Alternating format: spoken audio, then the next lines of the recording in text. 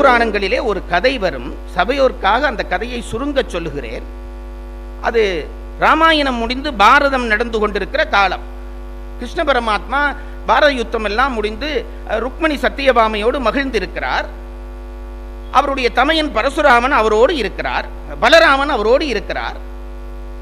இந்த இந்த இந்த சங்கமத்திலே பலராமனுக்கும் சத்தியபாமைக்கும் இடையிலே மனதிலே ஒரு சிறு ஆணவம்.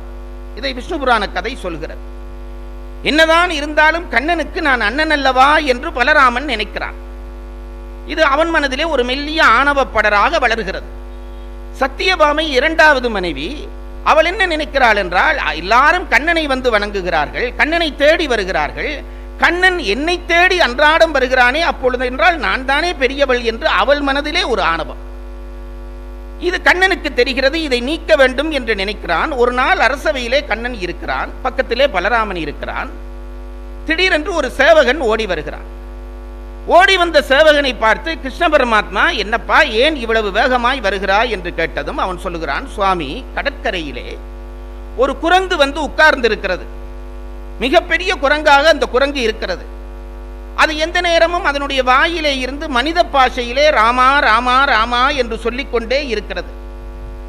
யார் எதை கேட்டாலும் பதில் சொல்வதாக அந்த குரங்கு இல்லை. கிட்டடியிலே அதற்கு பக்கத்திலே போனால் அவர்களை அடித்து துரத்துகிறது.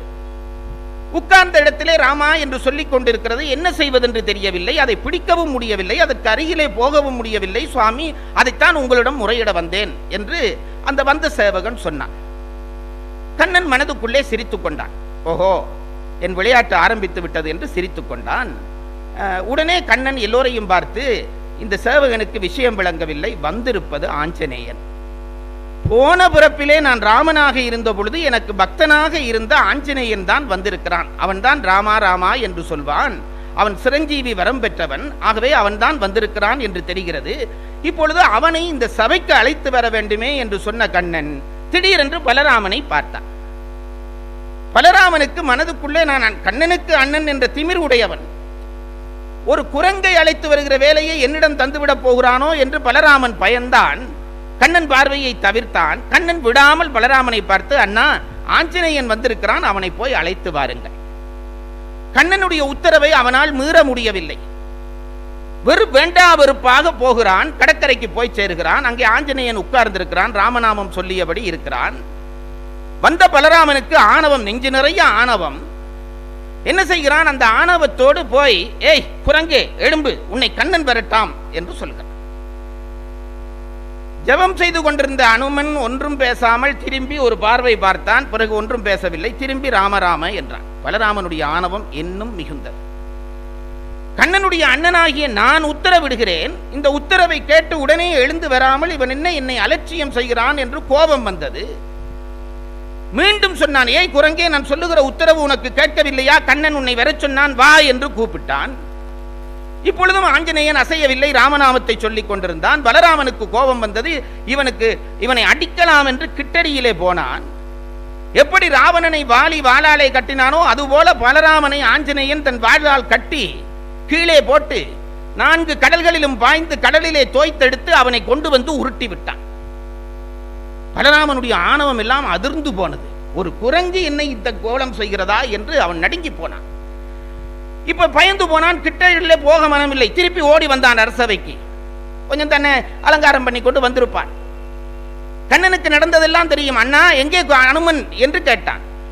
இப்ப பலராமன் சொன்னான், கண்ணா, நான் போய் சொன்னேன், நீ வரும்படியாக நடந்ததொன்றையும் சொல்லவில்லை, தனக்கு நடந்த அவமரியாதையை சொல்லவில்லை. நான் போய் கூப்பிட்டேன், அந்த குரங்கு வருவதில்லை. இப்போ கண்ணன் கேட்டான், நீ என்னென்று போய் கூப்பிட்டாய் அண்ணா? கண்ணன் வர சொன்னான், கிருஷ்ணன் உன்னை வர சொன்னான் என்று கூப்பிட்டேன், அவன் வருகிறான் இல்லை. உடனே கிருஷ்ணன் தலையிலே அடித்துக் கொண்டான். நீ கிருஷ்ணன் வர சொன்னால் வருவானா? அவன் ராமபக்தன் ஆயிற்றே. நீ மீண்டும் ஒரு தரம் போய் ராமன் உன்னை வர சொன்னான் என்று சொல், அவன் வந்து விடுவான். இவனுக்கு ஐம்புலனும் நடுங்குகின்றன. திரும்பி போவதா? அவனிடம் போய் திரும்பி அடி வாங்குவதா? அண்ணா, பயமில்லாமல் நீ போய் சொல். இப்பொழுது பலராமன் வந்தான். தூரத்திலே நின்று கொண்டான். என்ன நடக்கப் போகிறது என்று அச்சம். தூரத்தில் நின்று, ஏய் குரங்கே, உன்னை ராமன் வர சொன்னான் என்ற வார்த்தையை சொன்னான். அது சொன்னதுதான் தாமதம். கண்களிலே கண்ணீர் சோறுகிறது, மெய் புலங்காகிதம் அடைகிறது. ஆஞ்சநேயன் தலையிலே கை வைத்து ஓடி வந்து பலராமன் காலில் விழுந்தான். சுவாமி, இதை முன்னமே சொல்லக்கூடாதா? ராமபிரான் வர சொன்னார் என்று சொல்லக்கூடாதா? யாரோ கண்ணன் வர சொன்னான் என்று சொன்னீர்களே, அதனால் உங்களை அவமரியாதை செய்து விட்டேனே, இந்த அடியேனை பொறுத்து கொள்ள வேண்டும் என்று காலிலே விழுந்தான். இப்பொழுது பலராமனுக்கு ஆச்சரியம். என்னது, கண்ணன் வர சொன்னுகிற பொழுது வரமாட்டேன் என்றவன் இப்பொழுது ராமன் வர சொன்ன உடனே வருகிறேன் என்று வருகிறான் என்று அவனை கூட்டிக் கொண்டு வந்தான். வாசலிலே நிறுத்திவிட்டு உள்ளே போனான். கண்ணனை பார்த்து சொன்னான், அனுமன் வந்திருக்கிறான், வாசலிலே நிறுத்தி இருக்கிறேன். இப்போ கண்ணனுடைய இரண்டாவது விளையாட்டு ஆரம்பமாகியது. சத்தியபாமை ஆணவத்தோடு இருக்கிறாள், அவள் ஆணவத்தையும் கெடுக்க இதுதான் வழி என்று கண்ணன் நினைத்தான். பக்கத்தில் இருந்த சேவகனை பார்த்து சொன்னான், அனுமன் வந்திருக்கிறான், அவனுக்கு நான் சீதாராமனாக காட்சி கொடுத்தால் தான் அவன் அதை ஏற்றுக்கொள்வான். தனியே காட்சி கொடுத்தால் எனக்கும் உனக்கு நடந்த கதைதான் நடக்கும். ஆகவே சேவகனே ஓடிப்போய் சத்தியபாமைக்கு சொல், அனுமன் வந்திருக்கிறான், ராமபக்தனாகிய அனுமன் வந்திருக்கிறான், அவனுக்கு காட்சி கொடுக்க உன்னை சீதையாக வரும்படி சொன்னார், ராமர் சீதையாக வரும்படி சொன்னார் என்று போய் சொல்.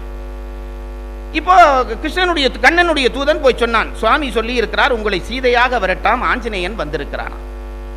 சத்தியபாமிக்கு அந்த உத்தரவு கேட்டதும் ஆணவம் தான் நெஞ்சிலே வளர்ந்தது. பார்த்தாயா, ருக்மணி இருக்கத்தக்கதாக என்னைத்தானே கிருஷ்ண பரமாத்மா கூப்பிட்டிருக்கிறார், ஆகவே நான் தான் பெரியவள் போல் இருக்கிறது என்று நினைத்தாள். சரி, நீ போ, வருகிறேன் என்று சொல்லிவிட்டு சில சிந்தித்தாள். சீதையாக வர சொல்லி இருக்கிறாரே, சீதை எப்படி இருப்பாள்? அப்பெல்லாம் போட்டோவும் இல்லாத காலம், எப்படி மேக்கப் போடுவது என்று தெரியவில்லை. சீதையா எப்படி இருப்பாள் என்று நினைத்தவள் சற்று யோசித்தாள். அவள் சக்கரவர்த்தியினுடைய புதல்வி, சக்கரவர்த்தியினுடைய மருகள், சக்கரவர்த்தியை திருமணம் செய்தவள்.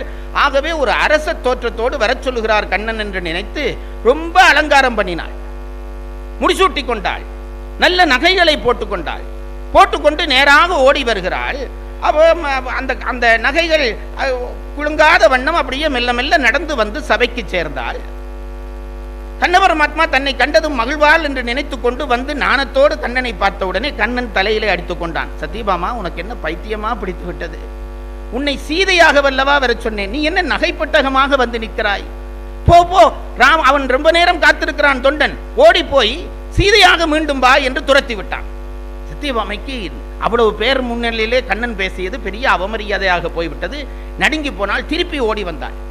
இதென்ன இவ்வளவு அலங்காரம் பண்ணுகிறேன், சீதை இல்லை என்கிறாரே, அப்படியானால் என்ன செய்ய வேண்டும் என்று மீண்டும் யோசித்தாள்.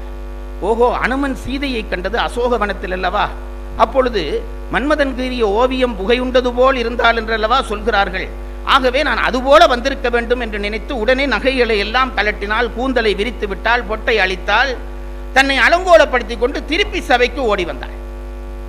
கண்ணபரமாத்மா அவளை பார்த்து சிரித்தார், ஏளனமாக சிரித்தார், தலையில் அடித்தார். உன்னை சீதையாக வர சொன்னால் லட்சுமியினுடைய தமக்கையாக வந்து நிற்கிறாயே, லட்சுமியினுடைய தமக்கை மூதேவி, அந்த தோற்றத்திலே வந்திருக்கிறாயே, இது சீதை தோற்றம் இல்லையே, உனக்கு சீதையாக வரத்தில்லை, தெரியவில்லை, நீ ஓரமாக நில்லென்று விட்டு அதே சேவகனை கூப்பிட்டு நீ போய் ருக்மணியிடம் சொல்லு, ஆஞ்சநேயன் வந்திருக்கிறான், சீதையாக வரும்படி கண்ணர் சொன்னார் என்று சொல் என்ற உடனே அவன் ஓடி போய் சொன்னான்.